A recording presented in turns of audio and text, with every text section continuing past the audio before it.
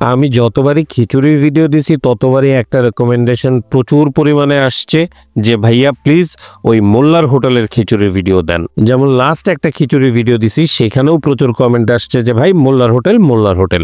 তাই চলেন মোল্লার হোটেল। বিষয়টা কিন্তু আসলে খারাপ না, তাই না? মানে ঘোরার বাহানায় খাওয়া বা খাওয়ার বাহানায় ঘোরা সুন্দর। অনেকদিন ধরে একটা জায়গার নাম আপনারা সবাই আমাকে খুব রেকমেন্ড করছেন, সেটা হচ্ছে যে মাওয়া ঘাটের মোল্লার খিচুড়ি। এখন মাওয়া ঘাটের মোল্লার খিচুড়ি খাইতে হলে আমাকে এখন যাইতে হবে অবভিয়াসলি মাওয়া।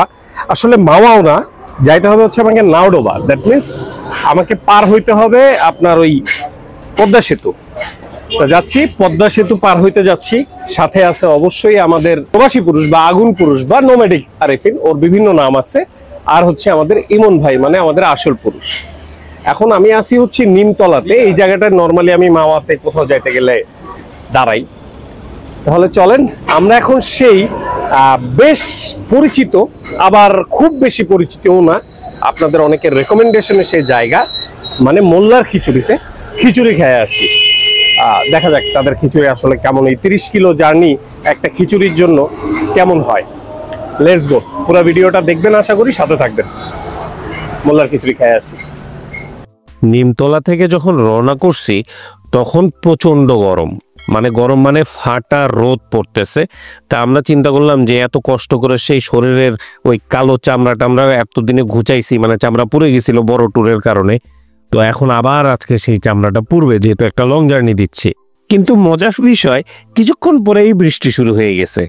তার থেকেও মজার ব্যাপার, আমার এই রেইনকোট আমি যতবার পরছি বৃষ্টির ভিতরে, পূর্ণাঙ্গ বৃষ্টি দিয়ে এই রেইনকোটটা আমি ভিজাইতে পারি নাই। একদম বাস্তব কথা, বিশ্বাস করতে পারেন নিঃসন্দেহে। তো যাই হোক, আমরা এখন উঠে যাচ্ছি হচ্ছে পদ্মা সেতুতে। আর পদ্মা সেতুর উপর থেকে এই যে বাম পাশে যে রাস্তাটা দেখা যায়, মানে ব্রিজ পার হওয়ার আগেই, এই রাস্তাটাই হচ্ছে সেই রাস্তা যে দিক দিয়ে আপনারা যাবেন মাওয়ার ইলিশ খাইতে। ওই যে আমরা মাঝে মাঝে যাই না, কিছুদিন আগেও তো গেলাম, ওই যে আমাদের ফুড মাফিয়া গ্যাং ধরে ওই দিকে চলে গেলাম। আর একটা প্রশ্ন, সেটা হচ্ছে যে এই পদ্মা সেতুতে পার হওয়ার সময় ওই বাম পাশে একটা চর দেখা যায়, বিশাল বড় চর, এবং ওইখানে প্রচুর বসতিও আছে। ওই চরটার নাম কি সেটা আমার একটু জানা দরকার। আর তার চেয়ে বড় ব্যাপার, ওইখানে যাবো কিভাবে সেটাও একটু জানার দরকার। আমার ওখানে যাওয়ার খুবই ইচ্ছা। তো পদ্মা সেতু পার হয়ে আপনাদেরকে যাইতে হবে হচ্ছে নাওডোবা গোল চক্কর। তো আমরা তো আসলে ওই মোল্লার হোটেলটা চিনি না, পরে অনেকের কাছে জিজ্ঞাসা করে ওই নাওডোবা গোল চক্করের সামনে চলে গেলাম মোল্লার হোটেল, কিন্তু গিয়ে দেখি তালা ঝুলতেছে। ঘটনাটা হচ্ছে যে আমরা মোল্লা হোটেলে চলে আসছি, মোল্লা হোটেলটা বন্ধ। বন্ধ বলতে অ্যাকচুয়ালি চিরতর বন্ধ না, আজকে 4টা পর্যন্ত বন্ধ। তার মানে প্রতিদিন এই মোল্লা হোটেল 4টা থেকে খুলবে। এখন বাজে হচ্ছে 3টা, হাতে সময় আছে 1 ঘন্টা। তো 1 ঘন্টার জন্য আমরা আর কোথাও যাবো না, ইনশাল্লাহ আমরা আশেপাশে একটু ঘোরাঘুরি করি। ঠিক 4টার সময় আমরা আবার হাজির হব মোল্লা হোটেলের সামনে। তো এখন মিশন হচ্ছে আমাদের 1 ঘন্টা পার করতে হবে। আর এইদিকে কিন্তু প্রচুর রেস্টুরেন্ট হয়ে গেছে, মানে নাওডোবা গোল চক্কর ভরে অনেকগুলো রেস্টুরেন্ট হয়ে গেছে। তো আমরা এই 1 ঘন্টা চিন্তা করলাম, এত গরমের ভিতরে থাকবো, এর থেকে একটু এসির ভিতরে বসে একটু ওই চা কফি খাইতে খাইতে যদি 1 ঘন্টা পার করা যায়। তো আমরা ফুড এক্সপ্রেস নামক এখানে বেশ বড় একটা রেস্টুরেন্ট আছে। যদি এই ফুড এক্সপ্রেসেও কিন্তু কালাভুনা, বোয়াল মাছ, রুই মাছ সবই পাওয়া যায়, চিংড়ি, মুরগি সব। তবে আমাদের কথা যে আমরা তো আর এগুলা খাবো না, আমরা খাবো হচ্ছে মোল্লার হোটেলে। আর এখানে খাবো হলো এসির বাতাস আর কোল্ড কফি। এখন 4টা বাজে গেছে। এই যে ফুড এক্সপ্রেস থেকে এতক্ষণ বসেছিলাম, খাওয়া দাওয়া করলাম, মানে খাওয়া দাওয়া মানে একটু কফি টফি খাইলাম আর কি, কোল্ড কফি। একটা মজার একটা জিনিস দেখাই আপনাদের। আমি জানি না আসলে কোনটা আগে, তবে আমার কাছে মনে হচ্ছে আর কি যেটা, সেটা আমি আপনাদেরকে দেখাই। এই যে দেখেন, এখানে একটা রেস্টুরেন্ট আছে হচ্ছে শরীফ হোটেল অ্যান্ড মোল্লা খিচুড়ি। আমার কাছে যেটা মনে হচ্ছে যে ওই মোল্লা খিচুড়ি, মানে যেটার কথা, যেটাতে আমরা আজকে খাইতে আসছি, মনে হয় যে ওইটা মনে হয় একটু বেশি ফেমাস হয়ে গেছে। এরপরে ওটার সাথে নাম মিলাই এখানে আমার মোল্লা খিচুড়ি বসাইছে। আমরা প্রথমে একটু ফুটা কনফিউজড হয়েছিলাম যে ওইটাই কি মোল্লা খিচুড়ি কিনা। পরবর্তীতে জানতে পারলাম যে না, সামনের ওইটাই মোল্লা খিচুড়ি। তার মানে আপনারা যখন আসবেন তখন জিনিসটা খেয়াল করবেন যে মোল্লা হোটেল, যেটা একদম ডাইরেক্ট মোল্লা হোটেলের যে সাইনবোর্ডটা, ওইটাই হচ্ছে জেনুইনটা। এখন পর্যন্ত আমি যেটা জানি, ভুল হলে অবশ্যই কমেন্ট সেকশনে আমাকে একটু ঠিক করে দিবেন। তো এই দিক দিয়ে এসে দেখি আমার দুই দোস্ত ভিডিও কিভাবে ভাইরাল করা যায় সেটা নিয়ে বিভিন্ন প্ল্যান করতেছে। কিভাবে ভিডিও ভাইরাল করা যায়? ভিডিও ভাইরাল করার জন্য একটা সিস্টেম আছে, সেটা হচ্ছে ধর এই যে আমি এখন এখানে আসছি, আমি যদি ভিডিওর প্রথম 5 সেকেন্ড যদি একটা কাজ করতে পারতাম, শার্টটা খুলে স্যান্ডো গেঞ্জিটা পেটের উপরে উঠায় এখানে যদি একটা তাণ্ডব করতে পারতাম, তাহলে মানুষ আগ্রহ পাইতো না এটা কি এবং সেটা মিলিয়নের কাছে চলে যেত ইনশাল্লাহ। এটা কি কোর্স বিক্রি করো? না, এরকম কোর্স এখনো বিক্রি করা শুরু করি নাই, বাট এই টাইপের ভিডিও করলে ভাইরাল হওয়ার চান্স অনেক বেশি, তাই না? করবি? স্যান্ডো গেঞ্জিটা পেটের এই পর্যন্ত উঠায়, হ্যাঁ উঠা উঠা, ইনশাল্লাহ আমার ভিডিওই ভাইরাল হয়ে যাবে, তাহলে তুই উঠা। তো ঠিক 4টা যখন বাজে, মানে ঘড়িতে ঠিক 4টা বাজে, তখন দেখলাম একদম দলবল নিয়ে ওই মোল্লা হোটেলের যারা কর্মচারী আছে তারা চলে আসছে। এখন তারা রেস্টুরেন্ট খুলবে, মানে আজকে তাদের দোকানের প্রথম কাস্টমার আমি। মোল্লা হোটেলের হিস্ট্রি একটু বলি, ওনারা যতদূর বললো এটার বয়স প্রায় 40 বছর, তবে এটা আগে ছিল ওই নদীর পাড়ে, মানে ঘাটের কাছে, কিন্তু বছর 3 হয়েছে তারা এই নাওডোবা এই গোলচক্করের কাছে চলে আসছে। সো এখন থেকে এইখানেই তারা ব্যবসা করতেছে এবং এখানেই ব্যবসা করবে। তবে ওই শাহজাহান সাহেব যে মোল্লা হোটেলের মালিক, তার সাথে দেখা করার ইচ্ছা ছিল, পাই নাই। তো প্রথমেই দেখা পাইলাম হচ্ছে সম্মান বাড়ানো কুচি কুচি সালাদের, আর তারপরে তাদের পাইলাম ড্যাগের দেখা। এবং প্রতিদিন কতগুলো করে ড্যাগ বিক্রি করে এরা জানেন? এরকম ড্যাগ কয়টা যায় আপনাদের? এই সাইজের ড্যাগ 12টা 15টা করে যায়। মাশাআল্লাহ মাশাআল্লাহ। আর তারপরে দেখা হইলো তাদের সেই বিখ্যাত, মানে তাদের খুবই পরিচিত একটা জিনিস, তাদের খিচুড়ির সাথে আচার দেয়। এই যে দেখেন বড় বড় সাইজের আচারের পাত্র। আমরা অর্ডার করার সাথে সাথেই চলে আসলো আমাদের ফুল প্লেট খিচুড়ি, মানে বিফ খিচুড়ি। এই হচ্ছে সেই বিখ্যাত মানে জনপ্রিয় যেই মোল্লা খিচুড়ি, যেটা আমরা খেতে আসছি। আর এটার সাথে আমি দাম টাম পরে বলতেছি। আর এটার সাথে আর একটা বেশ ইম্পর্টেন্ট জিনিস বলা যায় মোল্লা খিচুড়ি, সেটা হচ্ছে এই আচার। মানে প্রত্যেকটা টেবিলে এরকম এক বাটি করে বা এক গ্লাস, এক মগ, যেটাই বলেন, এভাবে একটা ওয়ার্ল্ড কাপ থাকবে, আচারের ওয়ার্ল্ড কাপ। আর তার সাথে আপনার টেবিলে বসার সাথে সাথে পাবেন এই যে সম্মান বাড়ানো কুচি কুচি সালাদ। বাট এখানে তারা অন্য কিছু দেওয়ার চেষ্টা করে নাই, শুধুমাত্র শসা এবং পেঁয়াজটা তারা আলাদা করে দিয়ে দেয়। এই যে পেঁয়াজ, মরিচ, লেবু, এ হচ্ছে আপনার সালাদ থাকবে। এই তার সাথে থাকবে হচ্ছে আচার, এবং এই খিচুড়িটার দাম হচ্ছে 140 টাকা। এটা একটা বিফ খিচুড়ি, বিফ ভুনা খিচুড়ি যেটাকে বলা যায়। আপনারা এটার একটা হাফ প্লেট আছে, এটা হচ্ছে ফুল 140 টাকা, আর এটার হাফ হচ্ছে 70 টাকা।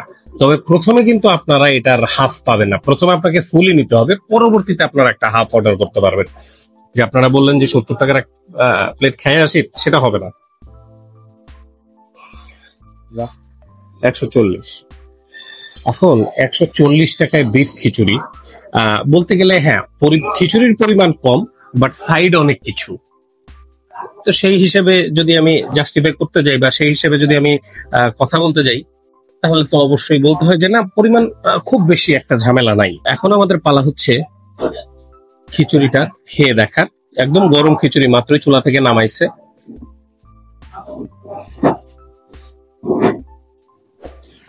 বিসমিল্লাহ।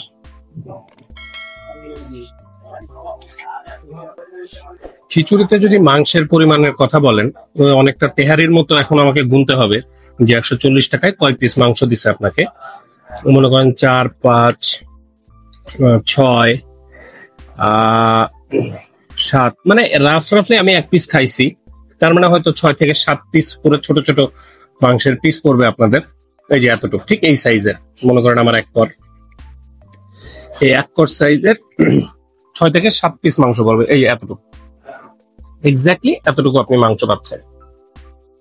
আর খিচুড়ির রাইসের কথা যদি বলি, তাহলে রাইসটা ওই ঝরঝরেও না, আবার মাখো মাখো না, একদম ঠিক আদর্শ খিচুড়ির যেটা হওয়া উচিত ঠিক ততটুকুই।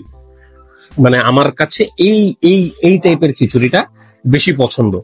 মানে একেবারে ঝরঝরেও হচ্ছে না, একেবারে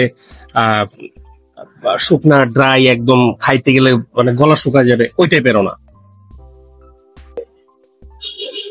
আচ্ছা, স্বাদের কথাটা বলতে গেলে মানে এইখানে আমার যতদূর মনে হয় মানে এটা হচ্ছে ওই আগে মাংসটাকে কষাই নিয়ে পরবর্তীতে সেই মাংসের ঝোল আলা যে মাংসটা সেটা খিচুড়ির ভিতরে দিয়ে জিনিসটাকে মাখানো হয়েছে এবং ওইটা দিয়ে খিচুড়ি ফুটানো হয়েছে। তো এই কারণে এখানে খিচুড়ির ফ্লেভার থেকে মাংসের ফ্লেভারটা অনেক বেশি আসতেছে, মানে মজা লাগতেছে। এখানে যে আচার দিচ্ছে সেই আচার মানে আটি, আমের আটি চলে আসছে, একদম বড় বড় আমের আটি। এই হচ্ছে আচার।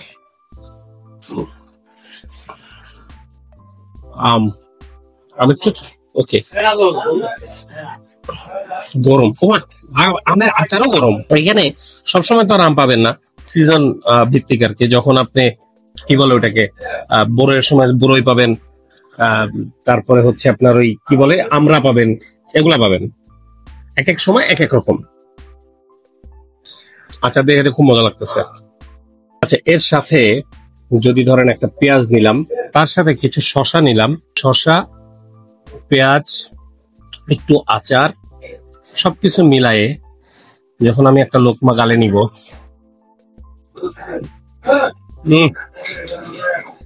টাইপের লোকমার একটা কাহিনী হচ্ছে কি, এটা যে কোনো ধরনের খাবারকে বা খাবারের স্বাদকে 5-7 গুণ বাড়াই দিতে পারে। এত ফজিলতপূর্ণ, এত সাংঘাতিক টাইপের একটা লোকমা এগুলা, ফাটাফাটি। আচ্ছা, এখানে কিন্তু আর একটা ব্যাপার আছে, সেটা হচ্ছে যে এরা প্রত্যেকটা টেবিলে এইভাবে সালাদ দেয়। এটা হচ্ছে ওই আচার আছে না, ওই আচার দিয়েই আপনার শশাটাকে মাখায় দেবে। এটা শশা মাখানো সালাদ বা আচারি সালাদ যেটাই আপনি বলেন না কেন, এটা দিয়ে আপনি একটু খাইতে পারেন। প্লেটটা এতটা বেশি ছোট যে আমি জিনিসপত্র নিয়ে খাবো সেই জিনিসপত্র নেওয়ার সিস্টেম নাই। আপনি যদি বলেন যে ভাই আপনার কাছে কি মনে হয়েছে যে কি ঠিক করা উচিত, তাহলে আমি বলবো যে ভাই ঠিক করার মধ্যে একটা করা যায়, সেটা হচ্ছে যে প্লেটটা হালকা একটু বড় দিতে। এখানে খাওয়াটা খুব কঠিন হয়ে যায় আমার কাছে তো একটা মনে হচ্ছে যে খাওয়া খুব কঠিন হবে।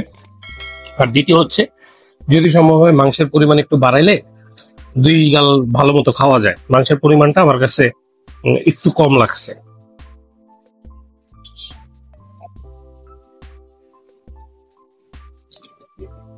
বাট স্বাদ দুর্দান্ত। আর এই একটা জিনিস আপনাদেরকে একটু দেখাই দেই, এটা হচ্ছে তাদের বিফের প্লেট, মানে 200 টাকা করে আপনারা এটা নিতে পারবেন। এবং এই প্লেটটা দেখে আমি বুঝতে পারলাম যে আসলে ওই তেরাবেকা ওই মাংসের পিস কাটা আর ছোট ছোট, এটা অ্যাকচুয়ালি তাদের সাইজই মনে হয় এইটাই। তো চলে আসছি আমরা মোল্লার খিচুড়ির ওইখান থেকে, আসছি হচ্ছে একটু নদীর পাড়ে চলে আসছি, পদ্মা নদীর পাড়ে। এই হচ্ছে পদ্মা নদী, আর ওই সামনে আপনারা ক্যামেরায় দেখতে পারতেছেন কিনা জানি না, ওই হচ্ছে পদ্মা সেতু। বিষয়টা কিন্তু আসলে খারাপ না, তাই না? মানে ঘোরার বাহানায় খাওয়া বা খাওয়ার বাহানায় ঘোরা, সুন্দর। আর জায়গাটা এতটাই সুন্দর, মন ভালো হয়ে যাওয়ার মতো সুন্দর। তো এনিওয়ে, এখন মোল্লার খিচুড়ি থামস আপ। মোল্লার খিচুড়ি ভালো লাগছে আমার কাছে, খায় বেশ সুস্বাদু একটা খিচুড়ি। তবে হ্যাঁ, ওই গরুর মাংসের কাটার সাইজটা বা গরুর মাংস টোটাল সাইজটাই আমার কাছে একটু কম লাগছে। যদি খাওয়ার কথা বলি স্পেসিফিকলি, গুড। ওই উটুউটি করলে ইনশাল্লাহ আমার কাছে 100 পাইতো, এখন হয়তো 80 পাইছে বা 85 পাইছে। মানে আমার ব্যক্তিগতভাবে, এটা আমি আপনাদের সবার জন্য নাম্বারটা দিচ্ছি না, এটা আমার ব্যক্তিগত নাম্বার দিলাম। তাহলে এই তো আজকে এই পর্যন্তই শেষ করি নাকি? ভালো থাকবেন, সুস্থ থাকবেন, ভিডিওটা লাইক করে দিয়েন, শেয়ার করে দিয়েন। আর মনে যদি কিছু থাকে আপনার মোল্লা খিচুড়ি সম্পর্কে, যদি আপনার কোনো আইডিয়া থেকে থাকে, আপনার নিজস্ব অভিজ্ঞতা, সেগুলো অবশ্যই কমেন্টে জানাবেন। অথবা যদি ভালো কোনো রেকমেন্ডেশন থাকে সেটাও আমাকে জানাবেন। আর ইউটিউবে যদি ভিডিওটা দেখে থাকেন তাহলে সাবস্ক্রাইব বাটনটা চাপ দিয়ে দেন, আর ফেসবুকে দেখে থাকলে ফলো করে দিয়েন। আল্লাহ হাফেজ, ভালো থাকবেন। কি সুন্দর।